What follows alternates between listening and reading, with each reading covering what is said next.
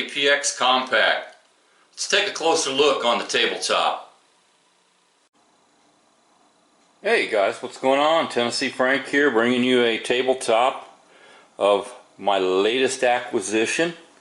And this is going to be the Beretta APX Compact. Of course, we'll show clear. And we just got back from the range and put a couple hundred rounds through this, and it worked real good. No malfunctions, no issues whatsoever. Comes standard with your 3-dot sights, 13 round magazines. Of course, these do say made in Italy, so they are probably Metgar magazines, and they're going to be loaded with your Sig V Crown 124 grain. That's kind of my go-to for when I'm out and about. But yeah, this little guy performed really well. And you can see you almost get 3 fingers on it. Pretty good. It's still short enough. It's going to conceal well. But you do get a decent amount of control. It does look really blocky. I know that's one thing that kind of struck me. It's like, well, man, this thing looks blocky. Actually, supposed to be, I guess, slide width is about like a Glock 30. I mean, to me this feels a lot like my Glock 30 that I had. Not the 30S with the smaller G36 frame or sliding barrel, but like the regular 30. I mean, yeah, it is kind of a chunky little gun, but it's not bad. It doesn't feel bad in the hand. I did go ahead and put the large back strap on it. It does come with a small and a medium. Medium comes with it from the factory. And to me, this large with this little extra in here, it just felt good. Fairly aggressive texturing on the front and back. Side's not too bad. I'm going to get some Talon grips and put on it.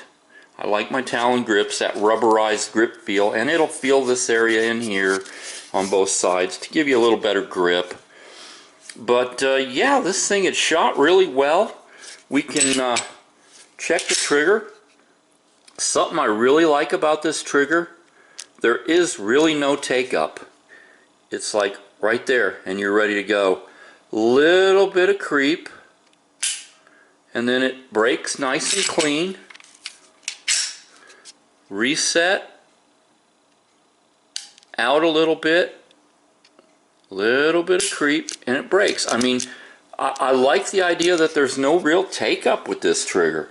A lot of the triggers, you have to pull them quite a bit to get back to where they hit the wall. This one, the minute you depress the little safety dingus on the trigger, you're basically at the wall. And does come with some accessories. You get the standard little mag loader, which I really don't need. They give you a little brush, a lock with keys. Fairly decent booklet. I mean, yeah, look how thick this booklet is. Fairly detailed. I mean, a lot of stuff in here. I'm sure there's different languages too. That's why it's so thick. But yeah, it's a fairly decent book. Goes through everything. Here's some of the groups we shot. The first 13, right out of the gate, I was running Blazer Brass 124 grain, 7 yards. I did pull one like you saw in the video at the beginning. For the most part, they're right in there. That's the first 13 shots. And it normally takes me a couple mags to really buckle down and get used to a new gun. Here's my second 13. Starting to cut some decent little groups. Of course, third 13 I put through. I was using my 115 grain hand load. I wanted to make sure it fed those. And yeah, it's not doing too bad. I mean, this baby is grouping good. Just for fun, I moved into 3 yards, which is, you know, fairly close. I mean, 9 feet, you know. And put 13 rounds on target with my hand loads. And I mean, I was just right there, one ragged group. And like I said, 3 yards, that's not a huge deal. But still, I wanted to see in close what this thing would do. But yeah, it's a good shooting gun. I do have a holster coming. It's going to be a Concealment Express holster, inside waistband. Like I said, Talon grips.